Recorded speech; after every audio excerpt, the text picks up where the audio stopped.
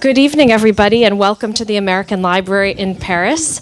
I'm Rachel Donadio. I'm the curator of cultural programs here, and it is a great honor and a pleasure to welcome this all-star panel of journalists and a translator and also a journalist to talk about the legacy, what we learn from Gisèle Pelicot and her hymn to life and the whole Pelicot case, how important it has been in France. I'm going to introduce the four speakers. They'll be in conversation for about 45 minutes, and then we will open it up to questions from you in the audience. Catherine Porter, to my left, is an international correspondent for the New York Times based in Paris. She's been a foreign correspondent for the past 14 years. She is an expert on Haiti, having reported on the country since the devastating earthquake in 2010. Her book about the experience, A Girl Named Lovely, was published in 2019. She was part of a team in 2022 that won the George Polk Award for reporting on the assassination of former Haitian President Jovenel Moïse, and she led the Times 5-part investigation into the Haitian independence debt, which won the prestigious Hillman Prize in 2023. Based in Paris since 2022, she was one of a handful of foreign journalists who covered the Pelicot trial since the day it opened, sure it would spark existential discussions in France, and thankfully she was right. She is joined this evening by, at my right, Anne-Sophie Moreau, who is a French journalist and editor-in-chief of Philosophie magazine. She's the author of Fermentation, which came out from Seuil in 2025, a philosophical inquiry about microbes and politics. She addresses social and moral issues in her essays and articles. Here at the end of the row is Natasha Lehrer, whose essays and reviews have appeared in The Guardian, Observer, Times Literary Supplement, The Nation, Frieze, and other journals. She has translated more than 24 books. In 2016, she won the Scott Moncrief Translation Prize for Suite for Barbara Loden by Nathalie Léger. Her translation of Nej Sino's Sad Tiger was shortlisted for a 2025 National Book Award for Translated Literature, and the 2025 National Book Critics Circle Greg Barrios Book in Translation Prize. She teaches at the University of Oxford Translation Summer School and is regularly invited to speak at universities in France and the United States. And finally, our moderator this evening is Valentine Faure, who's a French journalist who works for the Ideas section of Le Monde. Her writing has appeared in The Nation, The Atlantic, and The New York Times. She is the author of Quand je me suis relevée, j'ai pris mon fusil, Grasset, 2018, focusing on a widely publicized case in France to examine female counterviolence, its history, moral dimensions, and repression. Can we please have a big round of applause for our speakers? Thanks, everyone, and thanks for being here tonight. Catherine, I'm going to start with you as an introduction. Maybe you can tell us about how it felt to cover this trial for, I know you weren't there each day, but for 4 months. And it was a trial by all measures that was really extraordinary. Can you tell us about your first day and what you expected from this trial? Hi, everyone. So the first day, so it's down in Avignon. I actually had been told, I had prepared a story that ran that day, and I expected to go into the courtroom and probably be kicked out, even though one of Gisèle Pelicot's lawyers told me the day before that she had decided to waive her anonymity and open the trial to the public. I've covered quite a few of rape trials, and it's really rare. And I thought she might change her mind once she got into that courtroom. So the courtroom was specially expanded and built to contain more than 40 lawyers, 51 accused. Rather than just having one glass case on the side, there was an extra really big second glass case. And I guess the weirdest thing, there's only 2 rows for journalists at the back, and the thing that took me at least the whole first day and probably part of the second day to fully understand was that I was surrounded by the accused. Like, it took a long time to understand, because it's very confusing covering a court case, A, in a different language, and B, you're trying to figure out who is who, and who are all these judges, and what's happening, and so, and who's related to Gisèle, and who are lawyers, and it took a long time to realize that the men that were in the whole front row in front of us were accused. And that was, I think, visibly chilling, that you just really got the sense of how many people had been in, or at that point, but we know now, had been in her bedroom while she was drugged, and had, proceeded to rape her. But you didn't expect to stay for the whole trial? No, because I really thought that it would be a huis clos and that would be the end. So I thought that it might be 2-3 days and that I would come back at the end. But as soon as she made her pronouncement, and her lawyers made the pronouncement, I realized immediately that it was going to be even bigger than I anticipated in terms of a reckoning in the country. Because every other trial I've done, there might be 2 or 3 victims with 1 accused, but this was 51 accused, all but one of whom accused of either raping or assaulting one woman. This was like the inverse, and we had already spent quite a bit of time doing this huge spreadsheet of who the accused were, and could see like their age range between in their 20s to a grandfather in his 70s, early 70s, how they came from kind of a span of mostly rural France, but also Lyon, how they were, there's a journalist, there was a teacher, lots of drivers, so you could sort of see this cross section, and it was clear even in what you get as the document of their arguments, and the case beforehand was called an OMA. You could see their arguments, and that they had been tricked, they had not understood, and it just seemed to me, as someone who's covered rape trials, a clear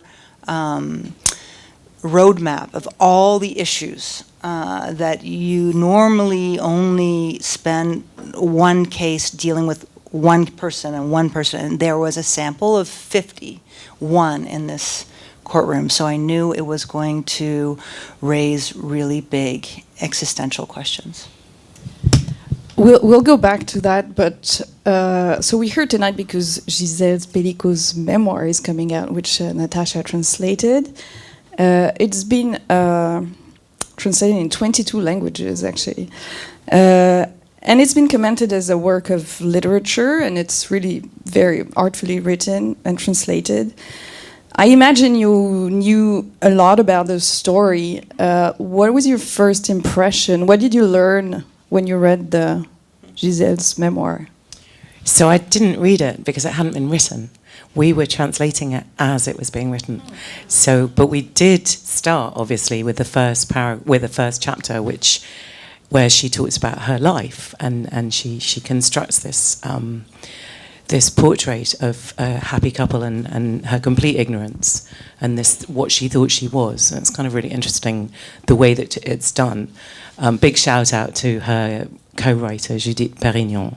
Between them, they constructed something quite extraordinary, I think. But I didn't know, like nobody else knew. So the only thing that was, I knew about the trial and was slightly nervous about translating a book that was going to focus on such a panoply of horrible crimes. And I've translated a fair number of books about sexual abuse, and actually do find it really, really difficult. And actually, this was less difficult. I mean, this was incredibly poignant.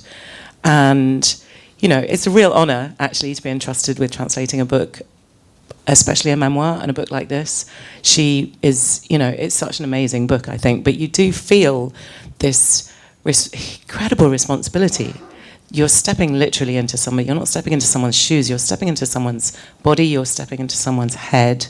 You're having to deal with your own response to it. But I didn't read the whole thing, so I didn't know how it's going to end. Because it does end, and it's an extraordinary book that reflects an incredible person who has who's extraordinarily articulate, but also who's absolutely determined that she is going to rise from, the proverbial ashes of her life.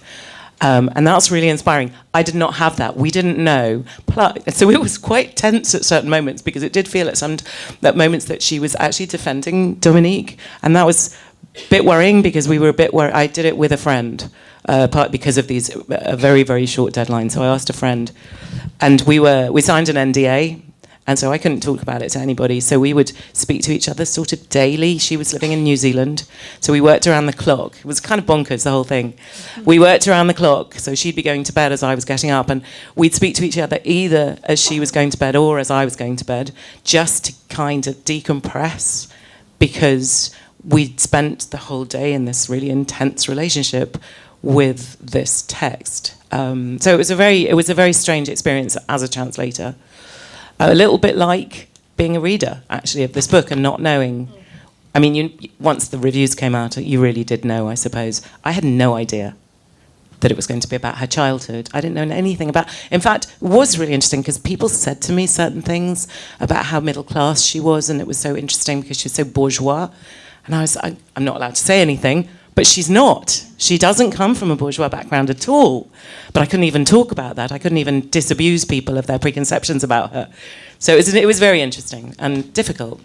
I assume you've read the book in English or in French? In French. Okay. So, I have the same question, actually, because you probably knew so much about the story as well. And I think the book really sheds a new light on the story. And I'm interested to know what you felt. Yes. Well, I wasn't at the trial. I just discovered the case through secondary sources, just like everyone, just like every citizen, just like every woman or man in this country or in the world who discovered this horrible case.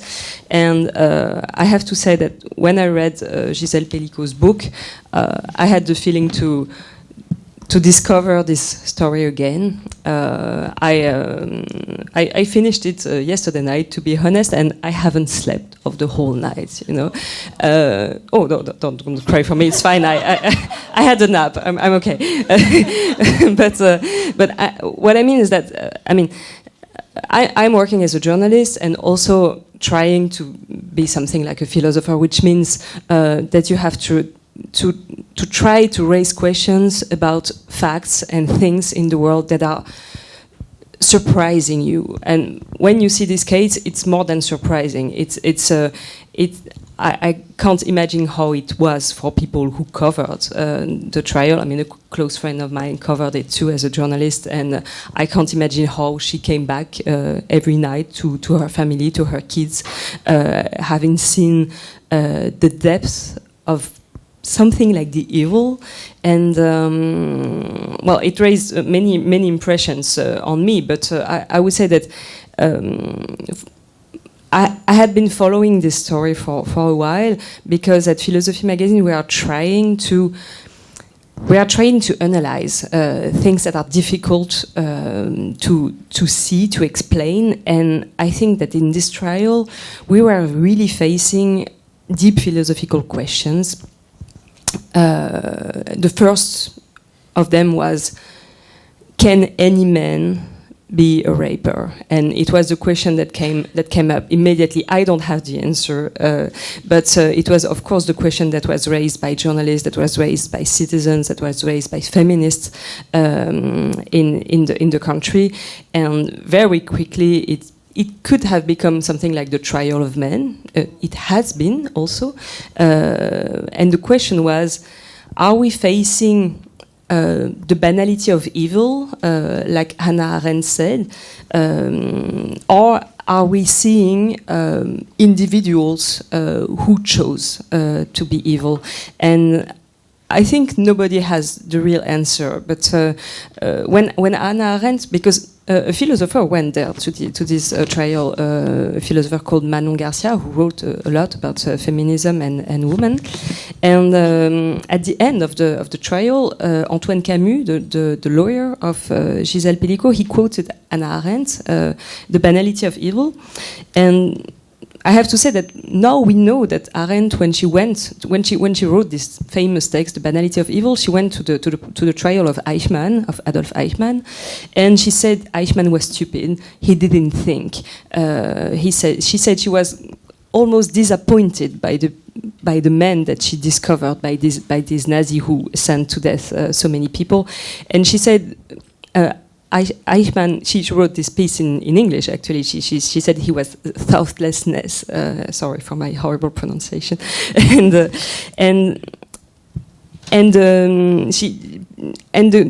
tricky thing is that some observers after this trial said that Arendt had been tricked by Eichmann, that it was actually his defense to say, I just obeyed the orders. I didn't think. He was not presenting himself as a convinced Nazi, but as someone who had been taken into the flow of action without thinking. And I wondered if we feminists and philosophers were also kind of tricked by the defense of the accused men in this trial, because even Dominique Pelicot said something. He said, "Man doesn't become a pervert. Man is not born as a pervert. Man becomes a pervert," which is very ironical, because he was making reference to a famous quote by Simone de Beauvoir, who said, "We are not born as a woman; we become a woman," and.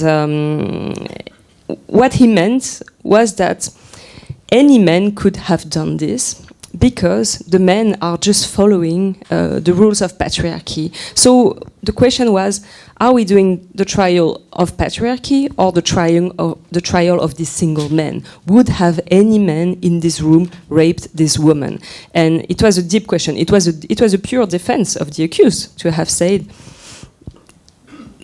I was in this room. I was tricked by Dominique Pelicot, and anybody would have done this. And I think it was a very deep question for anyone, also for any woman who is living with a man and wondering, would have my husband, my brother, my son, would they have done that?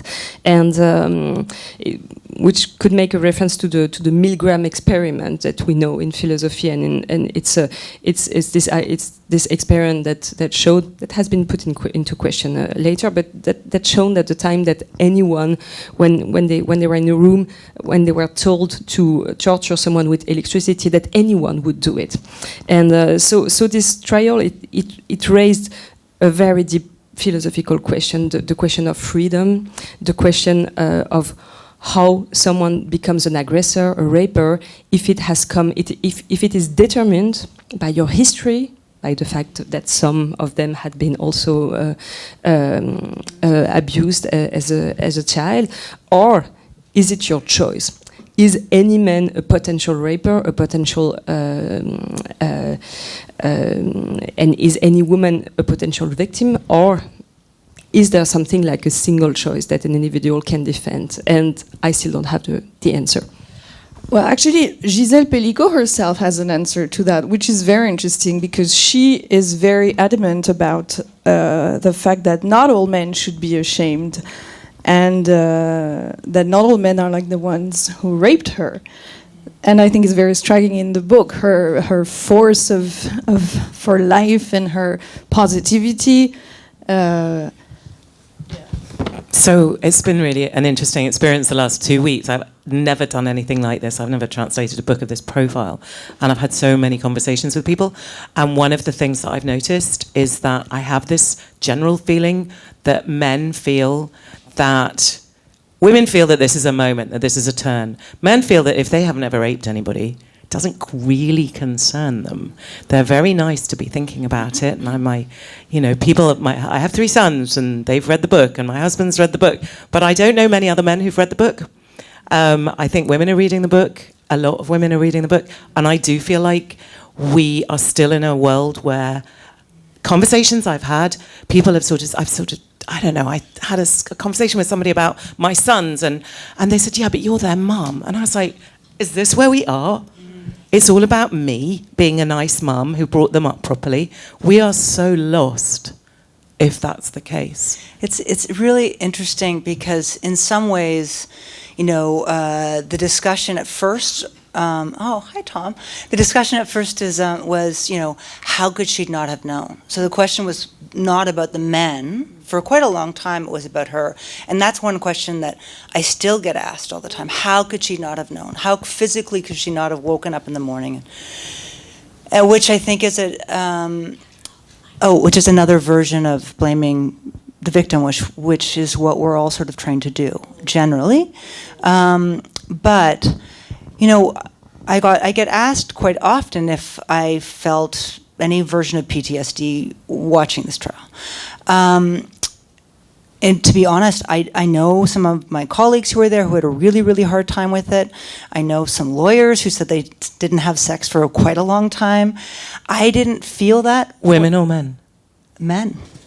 I didn't feel, but women also talked about how, I didn't have that. In some ways I found, first of all, you need to know the videos of the rapes, which were spectacular because no one has documents that show proof. They were proof, a library of proof. So the fact that she fought to have them shown in court, it did not look like a rape that you see in a movie. It looked like a very quiet intercourse with a completely drugged person to the point that she almost looked dead. It was quiet. It wasn't violent. It was obviously a violent act, but it wasn't traumatizing to see. The thing for me, and in some ways I found it very satisfying as someone who has covered so many cases that really resemble the same things. There's normally he said versus she said, and normally a woman is questioned on the stand for a very long time about what she was wearing, how many drinks she had, why she went back to his room, why she went back a second time to discuss him. Those are usually what you see in court. Here was 50 cases over and over again that you heard the same thing, and despite the video proof, man after man said, I didn't do it. I was trapped. One guy literally said, it was my double. Another guy said, my body did it, but not my brain. So in many ways, it just felt like a nail being pounded into a plank of wood that if you weren't, you had to listen at some point, like the penny in that had to drop. And I found that really, in some ways, as someone who's covered this type of abuse a lot in my career, like an aha moment. But it did truly change the way I look at men on the street. And so, when I'm on the subway, even today, and I look around at the men on the subway, I have a question.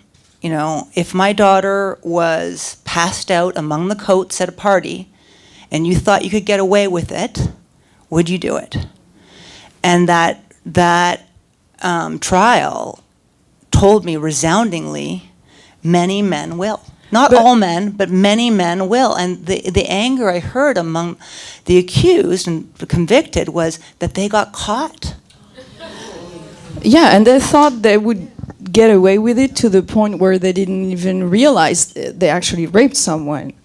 So maybe to remind the audience of a few things that were said in the trial. So one defendant said that he was destroyed when he learned what had happened, as if he learned what he did.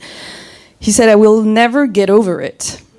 One other said, I don't accept being called a rapist. I'm not a rapist. It's too much for me to bear. And then he explained, he went on to explain how much he has learned in the course of the trial about consent. And he said that now I know that even when you're married, a woman doesn't fully belong to you. To which the judge had to say, maybe a woman doesn't belong to you at all. And he said, yes, women don't belong to men. I hope they teach that in school. I don't even know, what does it say about the level of ignorance, void of what does it say about us or them. I don't even know what. I was really shocked by the behavior of the female lawyers defending the 50 men. Dominique Pelicot's lawyer seemed to be a very good person, but many of the female lawyers were so horrific. They were, you will have seen that. I feel like all the lawyers were aggressive, and that's kind of part of their job, and some of it is how you're trained to do this and what is acceptable in society. I think it's a big deal in France that a lawyer in the last year was fined for doubly abusing a woman for the way he accosted her in the courtroom. So I think that is changing, but I think it's really odd, some of the things people said in defense, and even when I went to the appeal trial, so only one guy appealed all the way to the case. Many appealed at first, but then they dropped their cases. And it was as if he hadn't reflected at all in that year. And throughout this, I talked to my son who's turning 18 in a couple weeks, and I come from Canada. And so my kids had to do all this sexual assaults, awareness classes in school. And so they have this whole thing where it's like they compare sexually touching someone to offering them tea. I don't know if you've seen this. There's a video about it. It's offering tea. So you come to someone's house and you knock on their door and said, would you like some tea? And they say, yes, I'd like tea. And then you make out. And then, so it's sort of a translation for offering someone tea, comparing it to having sex. And she said, because you had tea last week doesn't mean you can come around and knock on the door and expect to have tea. And if the woman's passed out, do not pour the tea into her mouth while she's passed out. She does not want tea.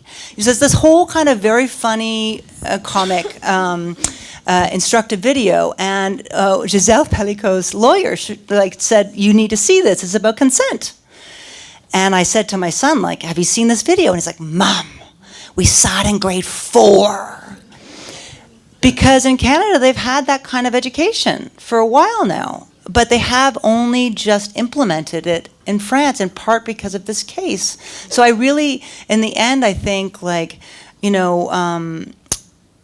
is more than changing the law. I believe that is where if you can have conversations about what rape means. Most of these men still had this idea of rape being a man in the dark with a knife who's a stranger who accosts you and then forces you to have sex. And that's not what they felt they had done.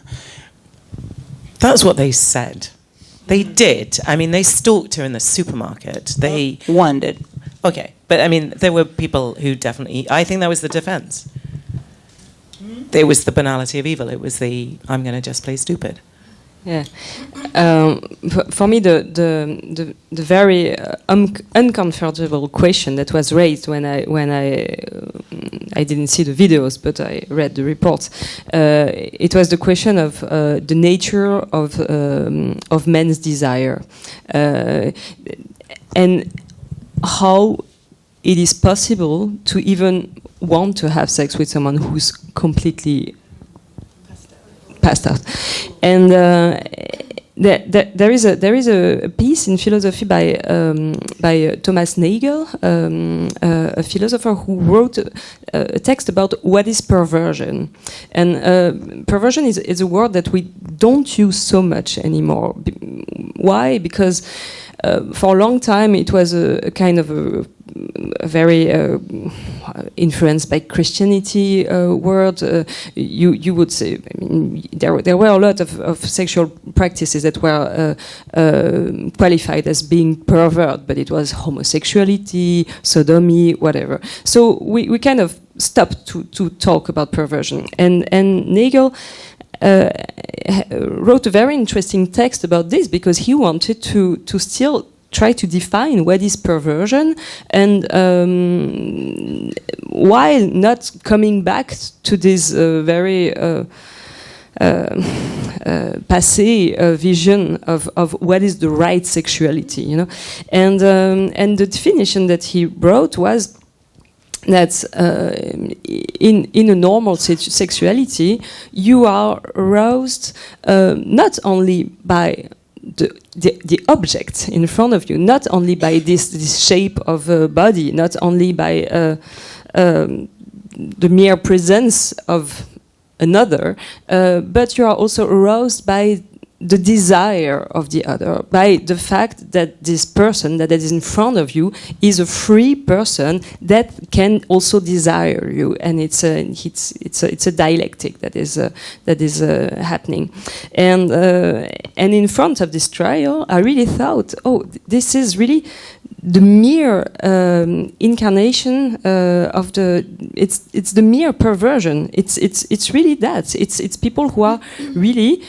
completely denying the freedom of the other and even the conscience of the other. It's this idea that you can have a sexuality that is not only ignoring the desire of the other, that is not wanting to fight against it like in a violent rape, but it is just ignoring it. And of course, it's raising a deep question about how men see women. You know, it's okay. It's a bit cliche, but it's really the objectification of women. It means that you don't recognize that the other is a person, and. Yes, and no, I forgot what I wanted to say. No, but the worst version of it may be that was the arousing part of the intercourse. Yes, and there was an interesting time. It was when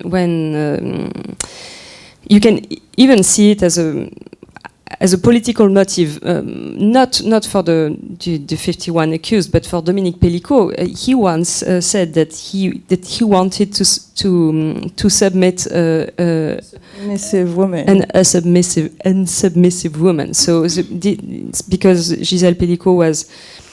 She was described at the beginning by the press like, you know, being a boring trad wife, you know, that was probably dominated by her husband. It was not the case. She was paying the debts. She was having a better career than he had.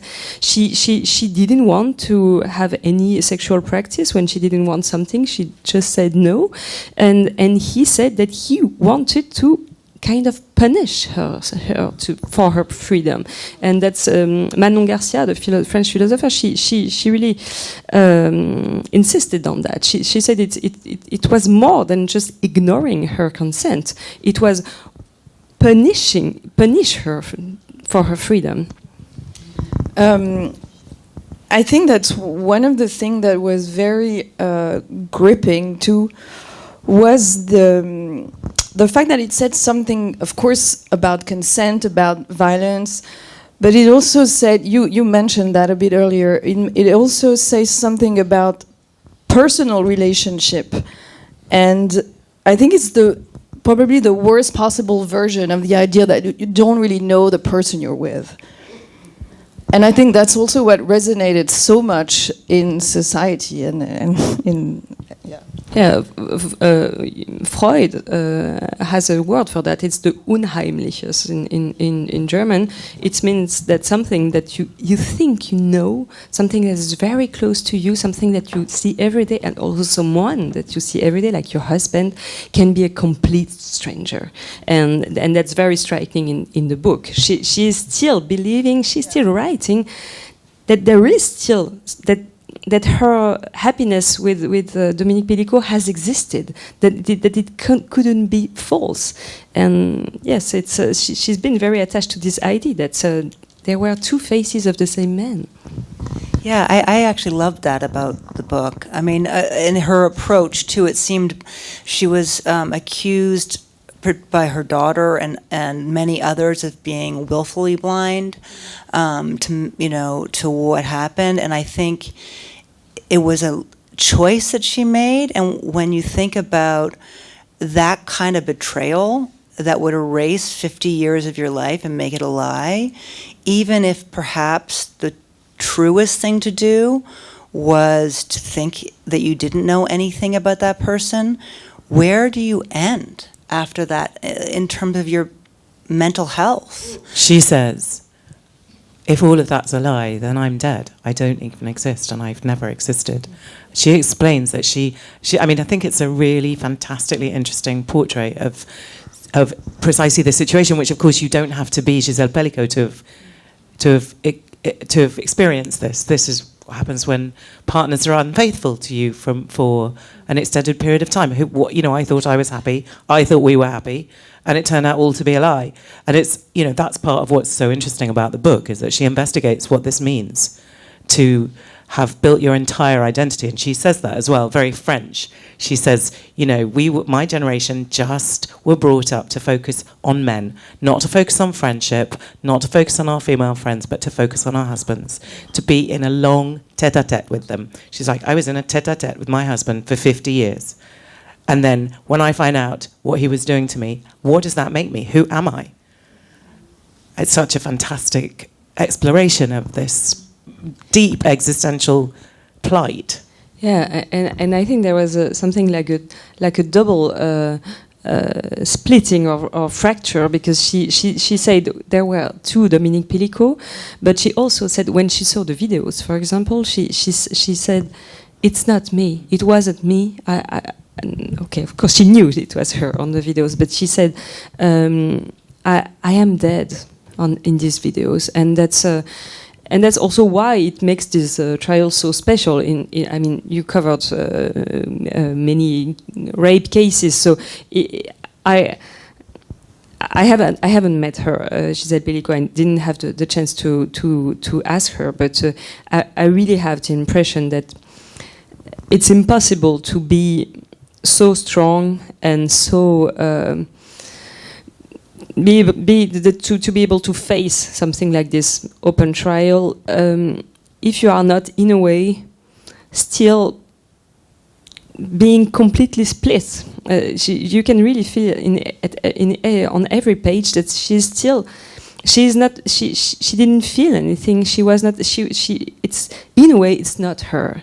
And when I read this, I always think of all the victims of rapes who didn't have the chance, if it's possible to say that, to be so split in two that you are able to say, okay, this is the story of my body. This is not me.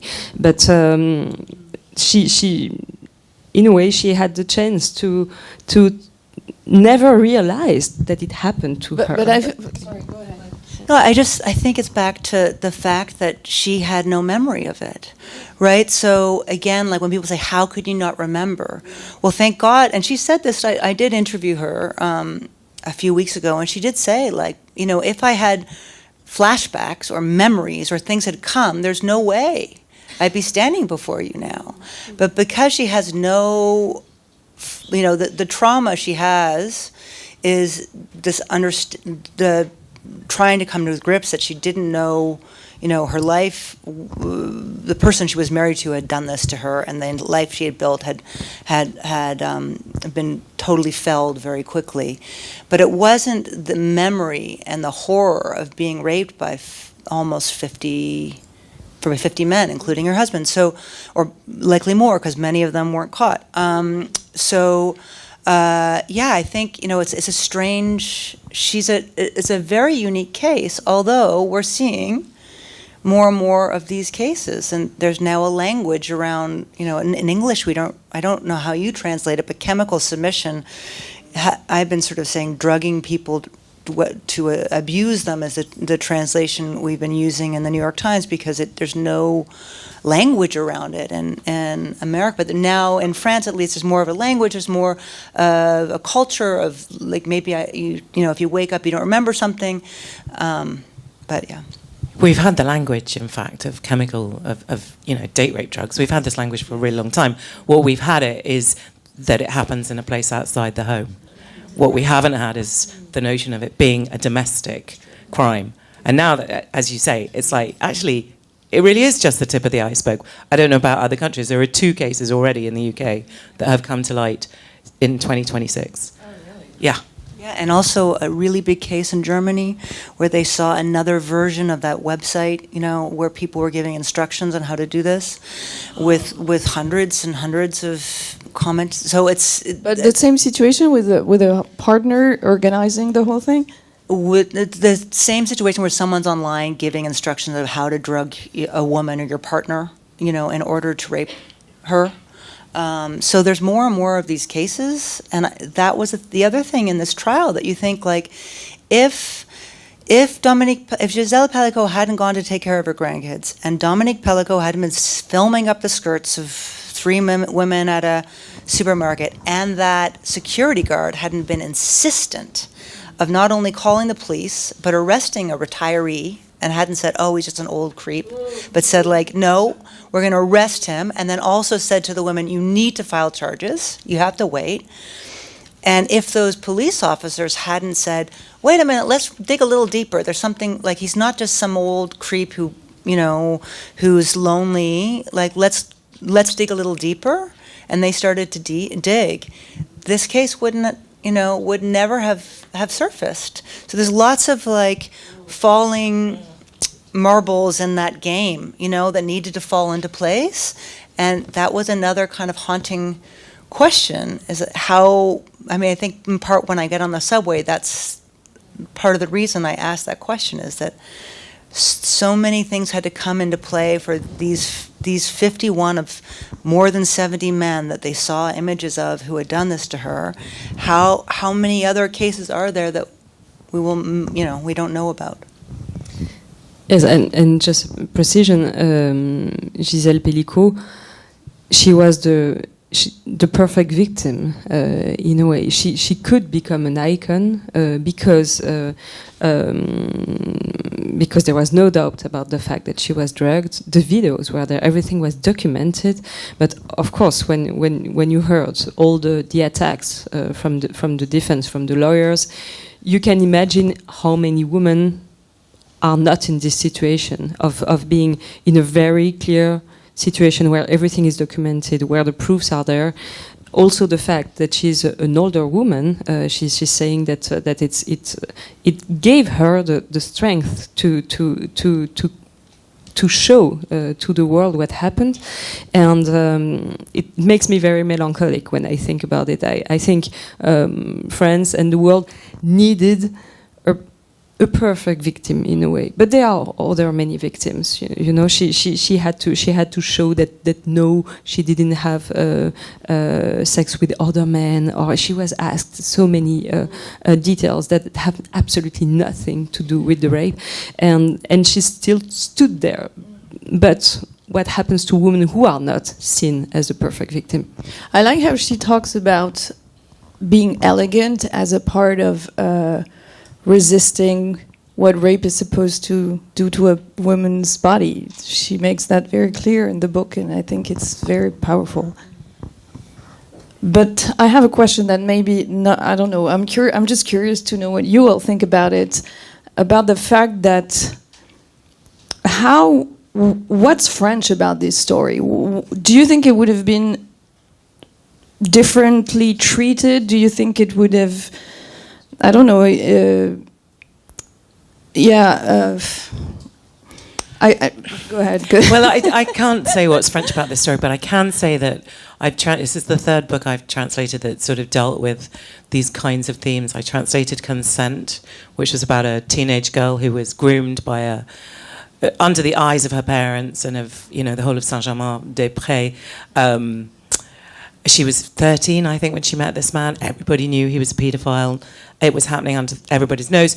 Then I translated a book about sexual abuse, about paedophilia of a girl who was a woman who was raped by her stepfather for 7 years from the age of 7, called Sad Tiger. And now this. And I started to get really uncomfortable because I started to feel, my God, am I contributing to an image of France that is that I don't think is quite true? I don't think that we can possibly let these books tell us a story that's comforting. Oh, this is super French. This is to do with the way the French see sex. This is to do with French libertine kind of attitudes. I don't think that's true. I think these stories are, I mean, in some details, they may be very French because they happen in Saint-Germain-des-Prés, for example. But actually, I looked up the statistics for incest. I thought, my God, what is going on here? Are the statistics for incest worse in France than anywhere else? There was, I don't know if you know, there was a Me Too incest that came immediately after Me Too, which didn't happen anywhere else as far as I know. It's something like 1 in 10 children are going to be the victims of incest, probably from within the family. So I looked this up. But of course, the statistics are identical everywhere. And we must remember that. What we have to remember is that for some reason, French people write these books, but the stories are not so French that we can afford to forget that. But that's why I don't think it gives a bad image of France. I think it's these are 3 wonderful books. Yeah. And I don't think it would have happened the same way in America. I don't know what you think about it, or... Do you mean yes, I think you're right about the writing of books. Like, first of all, there's a huge literary industry and culture in France that does not exist in most countries. People do these memoirs that don't exist in most countries. People who are not necessarily well known write memoirs, whereas in North America, they're usually famous people. But I mean, I thought that this case could have happened anywhere, honestly. I don't think there was anything French whatsoever about it. And I think we will see, and I mean, there have been, Weinstein cases that caused big things in the United States. There's Epstein cases. There's been huge Peter Nygard in Canada. There's been lots of really big cases like this, and I think this is just another. And the fact that she was the perfect victim, she also wasn't a destroyed person in that trial, in the courtroom. She was able to hold her head high every day and not be an emotional wreck, which I think most of us would be. Like it's a normal way to be, in fact, but women are blamed for being that way, and it's much harder. So in so many ways, she was a grandmother. She had only had one other lover other than her husband. She had, she was in many ways, and because of those ingredients, it became a really important world story, but I really think it could happen, and there's nothing really French about it. Well, except for the detail of consent, which didn't exist in French law until very recently. So that does change things somewhat. We're going to continue this extremely gripping conversation with a couple questions from the audience. Please raise your hand, wait for the microphone to come to you, and remember that a question is something to which you do not already know the answer. Can I just answer this question on the French thing, because and then we will listen to the questions. But I think these are very interesting questions that you ask. When I told my husband that I was coming tonight to talk about the Pelicot case for an American audience, he told me, "Oh, what are you going to tell them? That it's the kind of things that we do in France." So of course not. And I also think that this case could have happened everywhere. And I think we're going to learn about more and more cases with these drugs. But there is still a question that is, I don't know if it's French, but there is a question that is there a continuum between ordinary language and literature and fictional representations of the manly desire and of women and rape? And recently I moderated a dialogue for Philosophy magazine between Ovidie, who is an essayist and a former porn actress and and director, and Emma Becker, who is a writer who wrote a lot about the desire in France and also worked in a how do you say, a maison close. Oh yes, and they were both telling me that there is something in the libertinage, in the libertine French literature. For example, Marquis de Sade, who lived in Mazan, in the Château de Mazan, in the castle of Mazan. Can you believe that?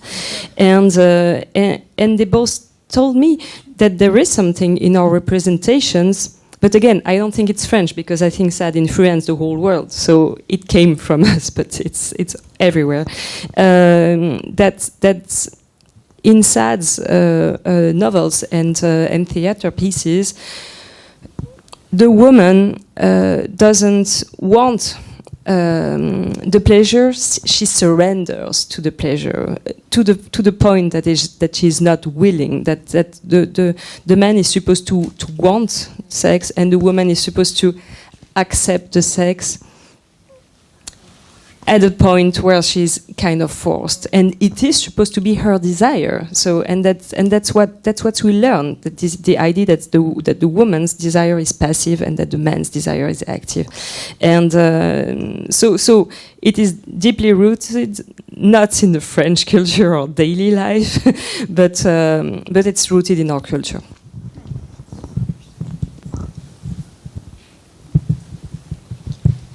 Good evening. Thank you to the four of you for being here and for the variety of work that you've been involved in on this topic. The question that I have tonight is about shame. Gisèle Pelicot is quite famous, I think. Like one of the things that I really resonated with me and how she talked about her own experience of this trial and everything around it was this idea of la honte doit changer de camp. This idea that when it comes to matters of sexual assault, historically, the shame is placed on the woman or the victim. And I think the way that she had the trial opened up and the things around it and the way that she's written about it has really demonstrated her desire to kind of hold a mirror up and have the shame really reflected at men. But I think she's kind of talked about her desire, but I think also in the way that the accused reacted to that, and other things in the political water, let's just say, that have been going on in the last couple of years have really shown how difficult it is for men to feel shame when that's actually the appropriate thing for them to be feeling. And I was wondering if specifically any of you would like to kind of respond to that. And I'm specifically interested in Catherine, but if anyone else has something they'd like to say about this, which is like how you observed men being able or not able to really sit with a sense of pure shame about what they did. It's such a good question. I really can't wait for you to answer it, because I think it is really like the use. While you were talking, I was thinking about the historic use and particularly puritanical culture, like New England, about the use of shame as an instrument of societal force, and it was usually always the woman who's shamed for being raped and having a child out of wedlock. There were elements that was clear. I haven't thought about it. It's a really great question. But there were elements that were clear that the convicted men did not want their identities like shown. So they would show up often with hats pulled down and medical masks over their face to go in and out of the courtroom. And in fact, their lawyers tried to fight the public, like making the trial public. They said, it would be terrible for their clients. It's a quite interesting reversal of somehow, this would be another punishment, on these men. Interestingly, and I'm sort of skirting around your question, but interestingly, the New York Times has a policy that, if you're an accused and you're speaking in court, your name is public, it's public. I really learned that in France, it's not the case. Some of the other reporters there worked for publications that did publish the full names, and others, even after they were convicted, never published their full names, because they said, and I talked to even Le Monde, I talked to journalists there about why would that be, or Le Parisien, and we all became buddies because we covered this. It was like, going to war together, just getting in line at 6 a.m. to get in there. But, and, it's quite interesting, this idea of, are we going to punish these men for perpetuity, and will their family feel shame? But, it's interesting because this idea of being a rapist being so terrible in France or anywhere, is it? Like, is it really? Is the label of being a rapist, Tyson's, and there's the president of the United States, like this. I don't necessarily see the weight of a title of rape being that shameful. I certainly see for the victim, it carries huge amounts of shame, and to unpack that and to treat it as a society is a deeply philosophical question, and how you go about changing how we feel and how we're taught to feel that way, or whether it's how much of it is the physicality or how much are we taught.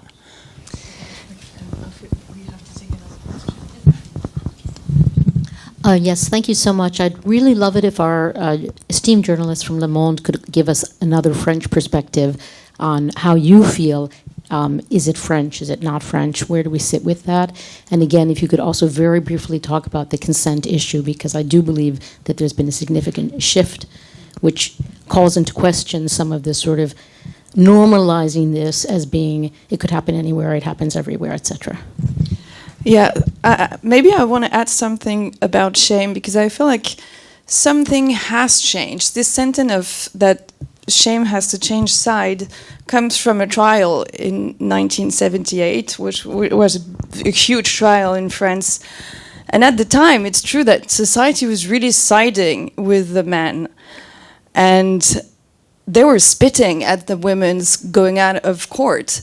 So in many ways, shame already changed sides. But obviously, when we were talking about the lack of knowledge, the total denial of what these men were doing shows that there is much more to do.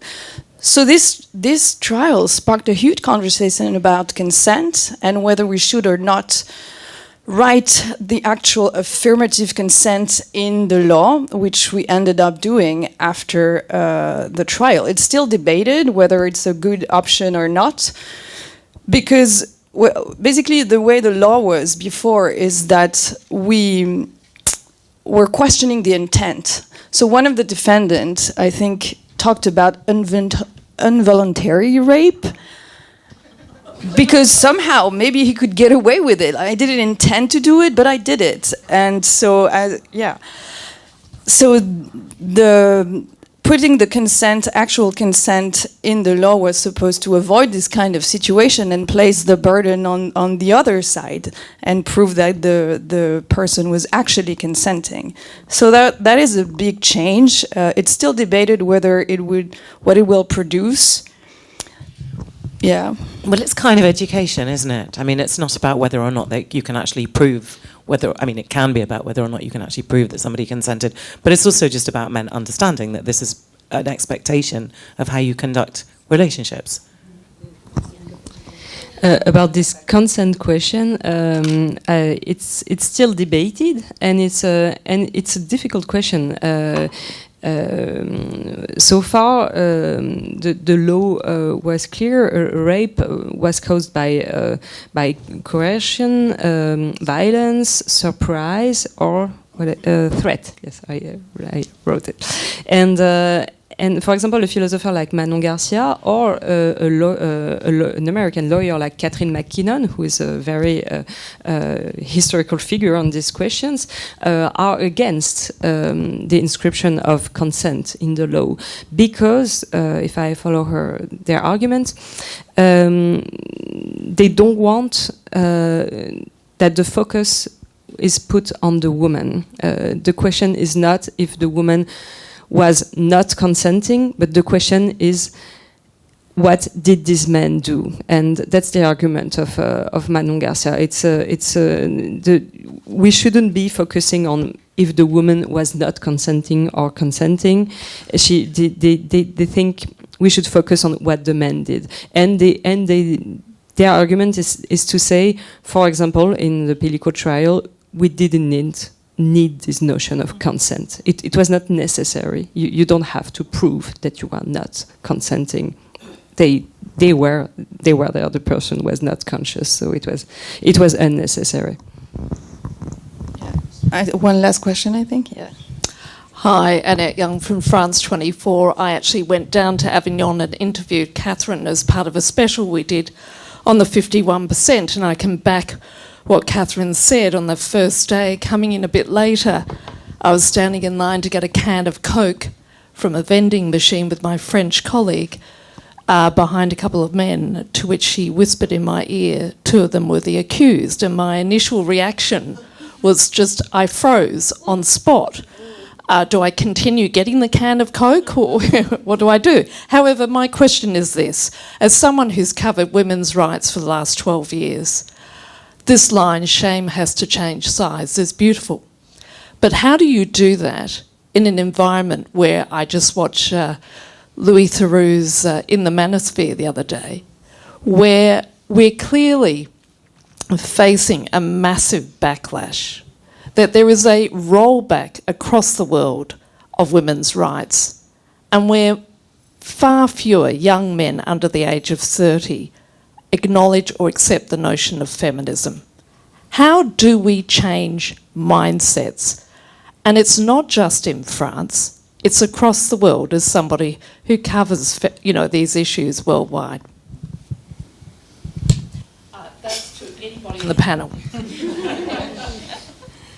That's such a deep question that you ask. Well, if you listen to Dominique Pelicot, and he said he wanted a revenge on this free woman, I was feeling that I had in front of me a young masculinist or an incel.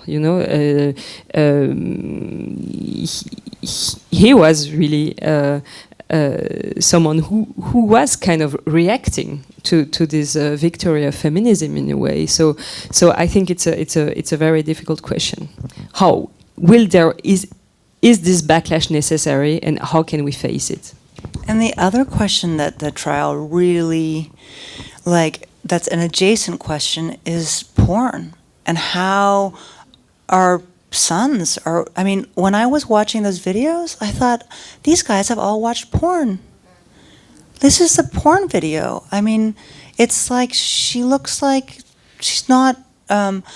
And how many kids? And there's a really scary statistic of, 60% of boys, by the time they're in grades, like the version of grade 6 here, are getting most of their information about sex from porn. They're watching it online.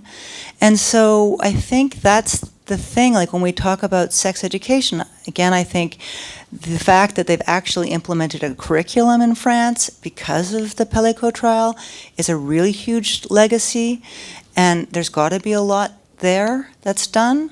But, I think somehow trying to, France for a while was banning Pornhub. Remember Pornhub? It wasn't banning, but refused to keep its users anonymous, and so they blocked France for a while. But I think it's a really big societal question we need to ask: is if we're allowing our children unfettered access to violent sex, of images of violent sex, and women seemingly happy, then how are we going to change intimate relationships between men and women?